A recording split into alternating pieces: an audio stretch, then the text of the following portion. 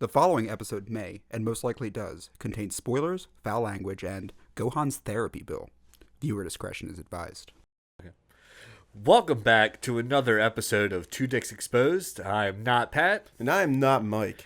And today we're going to be talking about a subject that's near and dear to my heart. And it's probably the coolest thing outside of, like, card games on motorcycles. It definitely is. I feel like there is just a romance, in a sense, for, like, just men and, like, this subject, right? Right, like every, like, once in a millennia, something comes around and it's like, this is going to make me a better man. Yeah. Just by watching this. It's, like, ingrained in our DNA. It is, like, everything about it, it's, like, I mean, maybe it's, like, something that like, goes back to, like, maybe there were just giant, like, you know, mechs when we were like cavemen. Yeah, or it's I'm confident that I've seen cave drawings of just, like, you know, Mecha Godzilla fighting like a Tyrannosaurus Rex. Right, so it's just it's inherently just struck in a man's DNA. Right, I mean, it's been around since the aliens, DNA. you know, crash landed on that meteor, killed all the dinosaurs. Yeah. You know, because, I mean, that was a mech. Like, it's proven by science that the meteor that killed the dinosaurs was a mech. I can quote subjects. Yeah, I love everything about this. Yep. Like, you know. But, yeah, I guess we should say it out loud. We are talking about mechas today. We are talking about mechas. And, I mean, for those who've been here since episode 1, you know that I love them. And I also love them and have not watched them nearly enough. yeah, what I love about this is the fact that we finally decided to start talking about it. We were like, well, what are we going to shoot for this episode? And I was like, well, let's talk about mechas. All right, there's a bunch of them. Let's just talk about them. And you started doing some research on Gundam. Right, because you say the word mecha and you're like, Gundam. This is the mecha. Gundam. This is what basically started mechs. I would say Gundam is to mechas as Dragon Ball is to shonens. Right. It is definitely the quintessential version of this of that story, but not the. It's like the most well-known thing in it, but you know, like if you only associate mechas with Gundam, you're missing out on so many good things. I mean, just to hit them real quick. I mean, we got Evangelion, we got Gurren Lagann, we got Code Geass, Big O. Big O. Like, all of those are just amazing. Yeah, and we're going to touch on a couple of them because they are definitely worth touching on. I know you've watched Gurren Lagann. I have. Yeah, I have watched Gurren Lagann. So and it's amazing. Yeah. It's amazing. And it's a quick burn. It's, what, like 30 episodes, maybe? 25, 26? Right. And it's like, I'll admit, I did the whole, like, I'll give it 2 episodes. If I'm not hooked, stop watching it.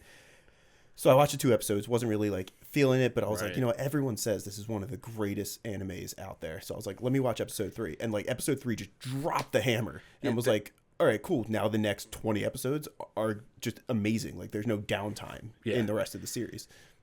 Gurren Lagann is great because it's made by Trigger. Gurren Lagann was made by Studio Gainax. But Studio Trigger was created by a former Studio Gainax employee who used Gurren Lagann as inspiration when defining the studio's image. So close enough. Right. And Trigger does what Trigger does best, and it eventually blows up the universe. Like, goes off the deep end. I was actually watching a size comparison of mechas, like, not too long ago, like, all the different mechas throughout, like, you know, just nerd culture. Like, it was like, here's R2-D2, here's C-3PO, yada, yada, yada, yada. Here's Pacific Rim Robot, here's Unit 001, so on and so forth, right? And, like, but the scale keeps getting bigger and bigger, and I'm just like, man, like, all right, so this thing's, like, as big, like, bigger than the planet Earth, right? And it just kept going. I was like, oh, yeah, like, when's this gonna end? And then it ends with, like, the Super Giga Drill final universe. He's literally throwing universes. I was just like he's grabbing them in the palm of his hand and chucking them at people, and it's like, it blew my mind. I forgot, I forgot the size comparison of how big that robot was at the end of that series. But that's Trigger for you. Like, if you, knowing what I know now, like, getting into, like, animes and stuff like that, like, quick tangent, if you watch anything with Trigger in it, like the first 3 episodes are not the definition of what the end series is going to be like. It never is. The first 3 is like, oh, fun, ha ha ha, and then like the last 4 is like, we're killing God now. It's great. Great. I think they even did that in like the Star Wars anime that they, because Trigger definitely did an episode of that. I don't think they killed God, but they were definitely fighting on top of like TIE fighters and like Star Destroyers and stuff like that. Beautiful. It was amazing. Trigger needs to make more mechas. Gurren Lagann alone is proof. So Gurren Lagann is definitely like one of I would say, like, if we're talking about like intro, like if we're talking about like not Mike, not Pat, like I'm interested in giant robot animes. Where should I start? I'd say Gurren Lagann's definitely a great place to start. Great start. Because it's fun. It's fun. It's fun. Like, it's going to capture your attention. You're not going to have to kind of try to focus on it. Right. And it's pretty straightforward. It's, we're an underground people. Now we're an above ground people. Now we're a space people. And yeah, it's fantastic. I'd say Gurren Lagann's definitely like up there as like far like definitely number 1. If I were to like, we have a mutual friend of ours who's like starting to get into the whole weeb stuff, right? And if he were to come to me and say like, hey, what's a mecha that I think he actually has watched Gurren Lagann. Maybe no, he started it, got to the communist thing, and then he stopped, and I'm like, oh dude, you're like at the other half of the story where everything goes wild. I like how we ruin the ending right off the bat. But then you're like, and he reached the communist scene. It's like, we won't discuss what that is. But, just know that the series ends with them throwing universes at each other. Yeah, but still there's the build-up, right? There is the build-up. Yeah, and that is a twist you don't see coming. No. So that is one of the great things about Gurren Lagann. Gurren Lagann is definitely fantastic. Another mecha that's new to the scene, and they're actually starting to build a franchise like Gundam, is the I don't know if they say like SSSSS or if they just say like Quad S or S, right? Like I see it written down, but I don't know. See, there's SSSS Gridman and SSSS Dynazeman, which are fantastic series. Gridman was awesome because Gridman was like mecha robot meets like Kamen Rider / Power Rangers. Okay. So the boy has amnesia, and throughout the whole episode, he wakes up like the next day, and he looks outside and he sees like this giant like kaiju in the town, and he's like, "Well, what is that?" Right? Like, but like the rest of the town is just going about its regular business, like, what's going on here? Like, how come I can see it, but everyone else is acting like there's nothing there? And it's just like, but it's like a giant like statue of a kaiju just in the middle of town. And then throughout the whole episode, as he walks by like televisions, you see like this kind of like robot like guy like just like flicker into the screen and stuff like that. And he's like calling out to him. And then eventually, like as the episode progresses, he's able to call out Gridman or Dynazeman, and not Dynazeman. Dynazeman's the second series, which is like separate, but also set in the same universe. Interesting. It does. I'm not sure because I fell in love with it, and it is one of those things where like I didn't do any research, but that's like 95% of our podcast. When have we ever done research? Right? Actually, I'm excited. I did 4 hours of research. You did. For this week's episode, and because I was worried some things first when I said let's do a mecha one, and you were like, yeah, let's do it, and I'm just like, so is this gonna be me for an hour talking about mechas or like? And that was my fear too. So I was like, all right, I haven't watched mechas, but I was like, let me dive in here and just find stupid facts that I can shout out at you. Which to finish up the SSS, it's a great one. It's a great series. I don't know. It could be done by Trigger because it does the same thing that Trigger does. Eventually, it jumps the shark. There's like this whole like plot twist that happens, and I was just like, "What the hell?" But it's fantastic. And then Dynazeman has its own thing as well, and now there's like a Dynazeman X Gridman movie coming out where it's the two universes combining together. So the company that makes it, which very well could be Trigger because of the jump sharkness of it all. Right. But they are, I guess, trying to make like a Gundam franchise where like it's like, Gundam. Like Right. like you'll know the SSSS universe as much as you know the Gundam universe, and that'd be dope. I would love to have another, because like right now it's just Zoids and Gundam, right.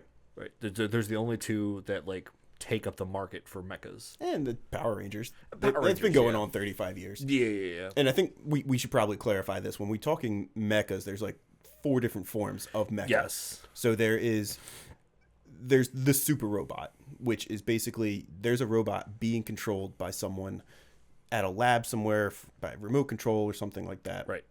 Then there's what we're considering mecha, which is actually giant robot with someone in the cockpit. So you got your Gundams, you got your Gurren Laganns, you got Pacific Rim, stuff like that. Right. Then there's like the sentient mechas, which is, you know, your Transformers and you know, androids and stuff like that. So we're not really going to focus on that for the first or the third one. It's mainly just the cockpit mechas We are piloting. that we're going to eventually delve into like some of the other ones. Mm-hmm. Because they are worth like talking about, but like as far as like mechas go, like yeah, Gundam. Like think Gundam. Right. There's a guy inside the suit piloting it, and what makes him different from the other people is maybe he's the best pilot that ever existed. Mm-hmm. Maybe he's just a young boy who, you know, got in way over his head and now has PTSD. But that's usually kind of like the trope is. I'm the best pilot ever. I'm way too young for this. Now I have PTSD. Yeah. So in my research, it consisted of actually listening to another podcast. They were going back and they were talking about like the early days of mecha, and you know, kind of stemming off of last week's episode, mecha is very heavily involved with toy lines. Like that is one of the big driving things of the mecha franchise. Right. But one of the other things too, which is kind of, it plays into Gundam and why Gundam wasn't big in America for a long time. And it's because Gundam has such a dark undertone to it. Mm. So you have season 1 of Gundam, which came out, and originally it was actually slated for 53 episodes. Yes. It was not well received whatsoever. No. They actually cut down 10 episodes, made it a 43 episode series. Now, what ended up reviving that was the toy line that did come out and everything like that. But no one really liked that dark undertone. Would not sell in America whatsoever. And according to them, which makes ridiculously good sense to me, it's because America could not like mentally compute the downsides of war that Gundam was trying to portray. So like think Japan. Right. Japan was on the losing side of every war, you know, in the past 200 years pretty much. Right. While, you know, America, the basis they're trying to sell it to, has won every war. Yeah. And USA. And one of the other we're not things they those kind of mentioned, people. which I think is like the most mind-blowing thing I've ever heard in my life, Right. Japan is the only post-apocalyptic country on the planet. Because Japan went through nuclear holocaust and they reformed after that. So when Gundam came out in like, what was it, the late 70s, late 80s or whatever? I think it was- mid 60s. Was it that? Yeah, it's been there since the 1960s. Okay. Yeah. So that is them rebuilding from World War II. Yeah, like it's Because- literally what. The nukes dropped in the late 40s. 20 years so later? maybe 20 years later. Oh yeah, And they're geez. trying to pump out these mechs, which are all war-based, you know, dark, sad, everything like that. So, you know, fun things to kind of wrap your mind around Right. and be like, holy shit, I did not realize that. I now have to rewatch Mobile Suit Gundam with that knowledge in hand now, because like I watch it as an anime, I'm like an anime, but now I don't. Yeah, I mean, And that's why like people in Japan could connect to it, because Right. Gundam did end up getting a mass following. So the toys Yes. came out, which promoted the show a little bit more, and then all the constant reruns that were being played, people finally picked it up to the point where they were issued the second season. And oh yeah, Gundam has, if you actually like, I not too long ago I went through Live Chart and I went through like all the years, like all the animes, because I was like, I'm gonna make a list of every anime that I would like to watch or have watched, right? And like it's like over 300 animes I've watched, but then like over like easy weekend burn. easy, Yeah. But then over like 400 that like I'm like, oh, these are awesome, because like I, you know, we grew up in the 90s and the late 2000s, so like whatever anime we saw either came about from Toonami. We saw like a box set at like FYE or Suncoast, right? Or God, what's the other place? Maybe it was just Suncoast and FYE. Yeah. There's a big thing. We didn't get Hot Topic until like we were in high school. And so, like, I remember, like, just going there and seeing, oh, here's a full box set of a season of an anime. It's like $40. I'll buy it because it looked cool. Right. Or you had a computer and, you found out, like, Napster torrent and stuff like that. And, LimeWire. Like, yeah. Like, good way to get viruses. Boom. And you would have somebody just, on a forum somewhere say like, oh, well, this anime is like those snobs and stuff like that. So you would download it and see what the heck they're talking about. So your idea knowledge span of anime was very limited, and then Crunchyroll and stuff came out, and now we have all these categories. Made our life so much easier. So much easier because there's like thousands upon thousands of anime. Thousands upon thousands. But I remember I fell in love with Gundam at a young age, right? So I'll say it straight out. G Gundam was the series that got me hooked, right?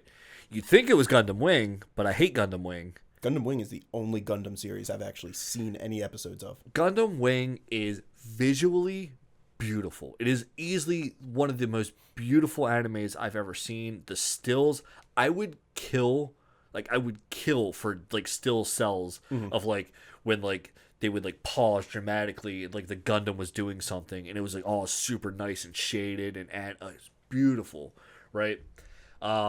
The story just didn't hold. It does not hold for me, and I've tried multiple times to like really just get into it. People are like, go back with the idea that Zex Marquis is doing this thing, and I can't remember his name right now, but the guy who runs the whole Oz.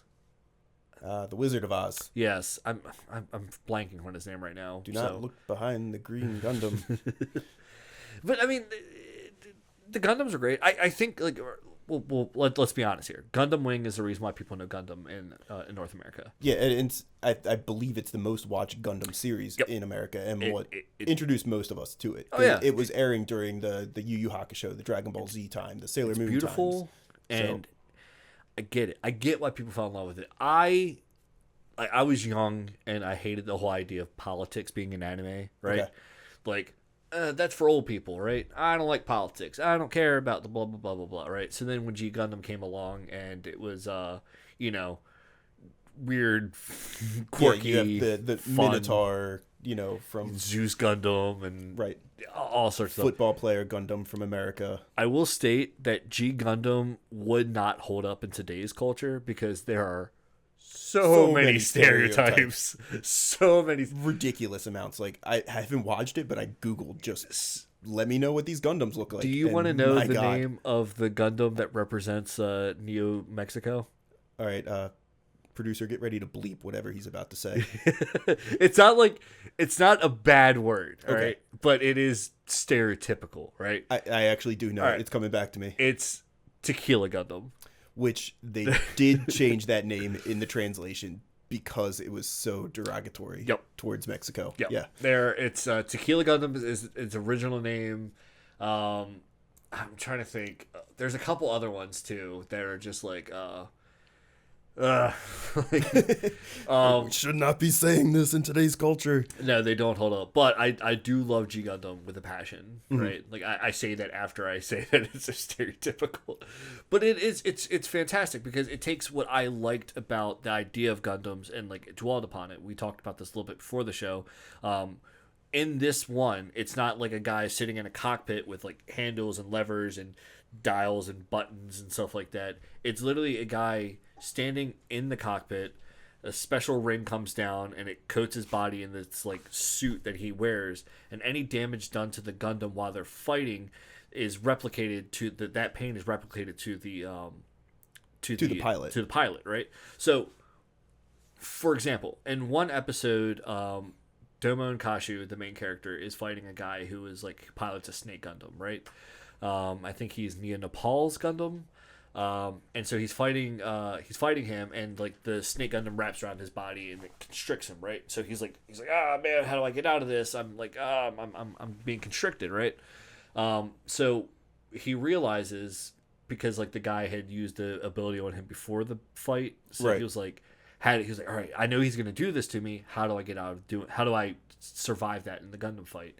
And so like he dislocates a shoulder to like get out. So he like literally pops out his shoulder, and his Gundam pops out its shoulder, and so he's able to like. I feel like that would have much worse effects on a Gundam mech. Yeah, because it was because like at least a human has skin holding that in. You know, the mech would just be like wires going lost everywhere. the arm. But I mean, okay, if it makes sense, yeah. you know, it's all about the show.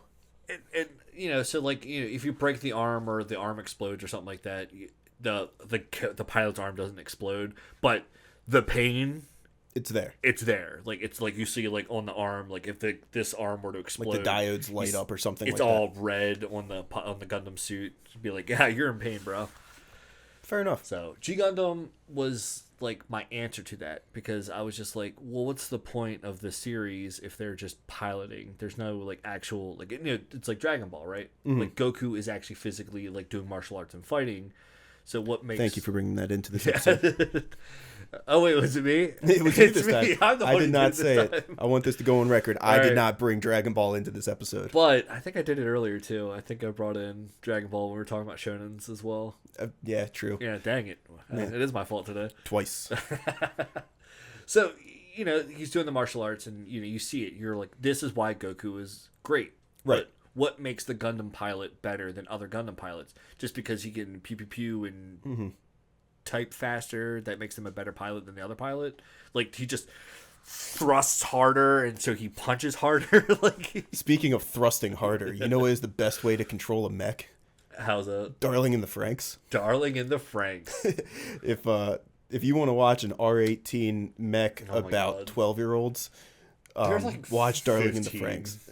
It's still bad. It's really It's bad. still bad. We'll just leave you with the fact that each mech needs a male and a female to pilot it. Yeah. And the handles, the female becomes part of the mech. She literally bends over She on all fours. Bends over on all fours, and the handles for the male pilot to grab onto are right next to the butt. right next So to the butt. it Like, definitely so has a piloting. you know, it's this action. Yeah, while she's on all fours in front of him. Right. So, Great series though. Great series. Yeah, It's you pump it- fantastic. you remove all that weird like etchy stuff that you Yeah. can tell they went out of their way to involve. Yep. But it's a good series, and that's another thing where the manga is actually different than the series, so you can read I need two to different actually read versions that of it. manga. Like, I do need to read it, because like because the anime was first. Yes. Yes. Because, you know, one thing this will get me onto another mecha real quick. One thing I liked about this series is the fact that, like, you know, you don't see it a lot of days in anime, where a guy comes into a studio and says, I have an idea. Cool, let's animate that shit, right? You don't see a lot of that. I mean, Cowboy Bebop was that way. It was someone had a story they wanted to tell, they made it into an anime, so on and so forth. And that's what I liked about Darling in the Franxx, was that it wasn't based off a light novel, it wasn't based off of a manga, right? So you just had, like, it was like everybody, me, you, our producer, you people at home, if you watched it as it was coming out, there was no way for us to get spoilers. We had to watch each We had to watch every each episode, yeah. episode. Like, there was no, like, I lucked out. I didn't even know it existed until it was over. Oh, so yeah, so I was you able just to get the binge. burn, yeah. Yeah. No, while we're on this subject too, I just would like to say, fans, we hear you. We understand that we are pronouncing manga wrong. Oh yeah, It's how we Manga. were raised. It's manga. We know. we know. We're not gonna fix it. No, I'm we not. hear you. We hear but you. We're just not gonna fix it. So another anime that does this as well is Big O. Big O was, again, made by Sunrise Studio. Sunrise is the studio behind Cowboy Bebop and Gundam. Yeah. Gundam. Zoids. Did they do Zoids too? I think that's Bandai Namco. Okay. Yeah, I'm like 80% positive it's Bandai Okay. Namco. But the Big O was another one of those like things where, you know, it came out. You can clearly tell it's Japan's attempt at making a giant mecha Batman, right? Okay. Like, I don't know if you ever watched Big O. Probably not. No. No. I keep thinking it's that American cartoon where the guy has the muscle car that turns into the That's giant robot. Megas XLR. Yes. Yes. Yes. That is the same thing in my head. Gotcha. There's Big O also has like the opening like I love, which is Big O, Big O, Big O, Big O. Well, just like Zoids season 3 or something like that. It just goes Zoids, Zoids, Zoids. Like somebody got paid money to make that soundtrack. Right. Just copy paste, copy paste, copy paste, copy paste. All right, and we're gonna throw Linkin Park in the background, and we're good to go. Good. Yeah, but Big O was another one of those series that like doesn't get a lot of love in like the mecha community. I personally love it. The story is weird, but it's fantastic. I actually have a Megaduce. Nice. Megaduce. I understand. You get the joke. All right, good. But there's they're re-releasing a Megaduce model kit for like later this year, and I already have it like on pre-order. I'm like, yes, I'm gonna build that bitch. Hell yeah. I mean, like I said, I like Big O, right? Like it's definitely not for everybody. I get that, but Big O is definitely a fantastic series if you like old 90s style animation as well. Okay. And then let's see what else we can talk about. Code Geass. Yeah, right? yeah, Code Geass, definitely. You haven't watched that one yet. I haven't, and the fun thing about Code Geass is there's a large amount of people where you go up to them and be like, have you watched this yet? And they'll be like, no, I've never watched this. It's just about this guy who like controls people or something like, right? It's like, yeah, but it's also a mech. Right. And they're like, wait, what? It's like, yeah, it's a mech. My fiance, same way. She had no idea it was a mecha, and she was like, oh yeah, it's kind of like a Death Note. That's what everybody tells me. And I'm like, yes, but also in the psychological way, but also like it's it is a fantastic series. It's done by Studio Clamp. I do know this one. It's made by the same studio that makes Card Captor Sakura. Okay. Yeah, and the animation is fantastic. It's got the there was a major meme back in like the early like 2000s, like 2008, 2009. Okay. Whereas the first opening song starts out Jibu Wo, right? So like people would just like type that like loud in like forums like Jibu Wo like all the time. And it is a great series. I fucking love Code Geass. It is definitely a fantastic mecha. It's got two moments in it that like hurt me like physically. Like I still think about those moments in the series, and like they physically like still emotionally scar me because they are like not messed up like in a sense like oh that's a fucked up thing to see, but it's more along the lines of like, man, did I have to did I have to feel these feels this hard? Right. And kind of like when Hughes got killed in FMA. You're just like, why? Why did you make me love him so much in 5 episodes just to kill him? Why would you do this to me? Code Geass is visually beautiful. The mechs I love. I love the way that they constantly keep like changing and being completely different. Like Gundam and Zoids do this where they're kind of the same, like RX-78, and then there's RX-78-2, and then the Zoids Liger has like his 3 modes and stuff like that, but they're still fundamentally the same mechas. Whereas like Colin's her mecha like constantly like changes like throughout the whole series. It becomes like this thing. So like you have episode 1, you see her in her first metal frame. I forget what it's called. I know Lancelot. I don't know the name of a lot of the mechas from Code Geass, but Lancelot is definitely one I could talk about. He is just like really fast and stuff like that, and then by the end he has like these cool like energy wings and all this weird like angel aesthetic things. Interesting. But it's constantly evolving. So is it just like what was that old video game called? Like not BattleBots. There was a game called RoboPit, but I doubt you were talking about that one. No. There's some game that was on the GameCube. I can't remember what it was called, but it was basically like a build your mecha type deal. Right. And like you would just beat people, get money, you could go buy different parts and stuff like that. Joe loved this game. Joe loved this game. Armored Core. Armored Core, yeah. Such Yeah. a good game. They're bringing that back actually. Are they? Yes. Oh shit. Yep. Okay. I think it's coming to the Switch. Hell yeah. It's either It's either coming to the Switch or the next gen consoles, but I think it's coming to the Switch. You know what? Also, I saw was coming back. Megabots. Metabots. Is that the one with B or whatever? B. B. Yeah. Oh. That's coming back. Yeah, I don't know what it's coming back as. If it's going to be a game, anime. Or That would be what, awesome. but I saw like an animated trailer for it. I love Metabots, but that's like not a mecha series. But Metabots. Is fantastic. That's androids more. Yeah. So unfortunately, this is not a single episode. No, this is not topic. a single episode topic. This is a multi-episode. This episode is to wet your whistles. Yes.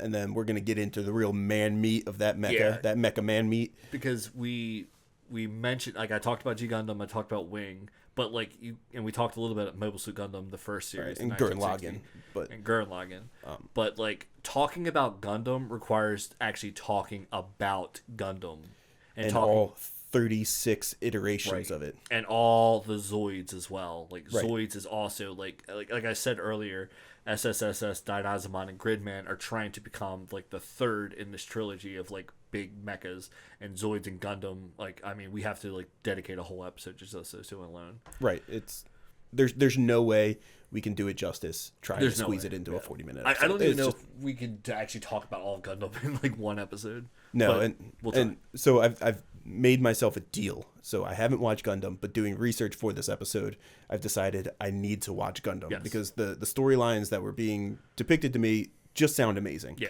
And so my deal with myself is I'm going to watch a season, and then I'm going to buy a model kit from that season. So if all things go according to plan, I'm going to have 36 model kits and crippling debt within the next year. That sounds about right. So if you would like to promote us or anything like that, please feel free to send money to us. And heck, I'll even record myself building the model kit, doing it wrong, cursing. There's snapping things. There is a demand for that. People love watching people build model kits. I watch people I can build be model your kits. person. I'll just watch our own podcast. I'll be like, I'll stand behind Not Pat with 2 sticks taped to his hands, and I will build the model kit with him as my puppet. Oh my god! I If you want to see this, donate money. donate. Or donate model kits. We don't care. Yeah. Model kits. Still. Model kits. But yeah, so we will be back with an episode 2. Yeah, if you guys liked everything that we touched on here, and you're just like, yeah, I really wish I could hear more of that, or actually understand what they were talking about, tune in next week. Yeah. It's what you have to do. It's your due diligence to this podcast. If you were expecting me to go into the Universal Century timeline and other things like that, then that's next episode. I'm sorry. Mm-hmm. Sorry. Yeah, if you want to know what Gunpla is, that's next episode. That's next episode. Yeah, if you want to know how Gundam got its name, that's the next episode. I want to know how Gundam got its name. I was so hyped when I found out how Gundam got its name. I'm surprised I don't know those already. Yeah. Well, tune in next time to see Mike's face go, what? Adios, guys. Take it easy. If you like that episode, you can follow us on all of our social media, Instagram, Spotify, Facebook, or TikTok at Not Mike, Not Pat. If that's not your cup of tea, you can also follow us on Twitter at NotMike_NotPat. Or, if you want to, we'll be doing our live streams of animes and video games at our Twitch channel at NotMikeNotPat as well. You should be watching.